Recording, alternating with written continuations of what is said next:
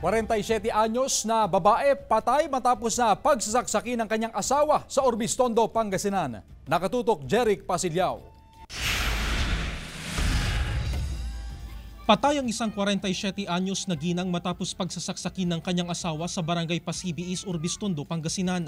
Ayon sa pulisya, inundayan ng saksak ang biktima ng kanyang 68 anyos na asawa noong hapon ng November 1. Sa investigasyon, lasing umanong sumugod sa bahay ng biktima ang sospek at doon nito nakita ang misis na kasama ang kanyang bagong kinakasama habang nagpapahinga matapos magbilad ng palay.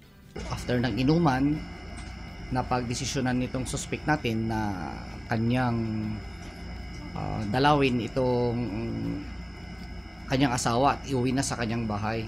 So along the way, nakita niya itong mag-asawa niya at yung kanyang bagong kinakasama na nagbibilad ng palay doon sa isang barangay naman na aming bayan dito sa Orbistondo.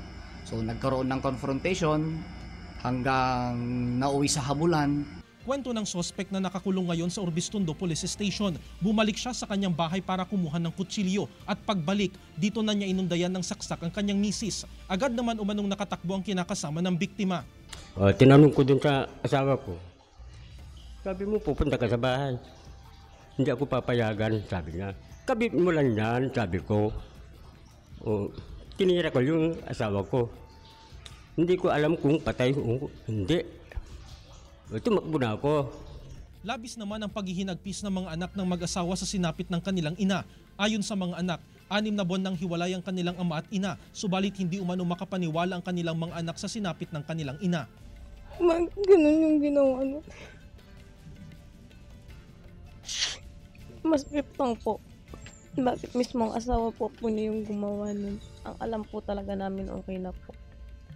Maharap sa kasong parricide ang sospek ayon sa pulisya, subalit hindi pa umano na pagkakasunduan ng mga anak kung itutuloy nila ang pagsasampa ng kaso laban sa kanilang ama.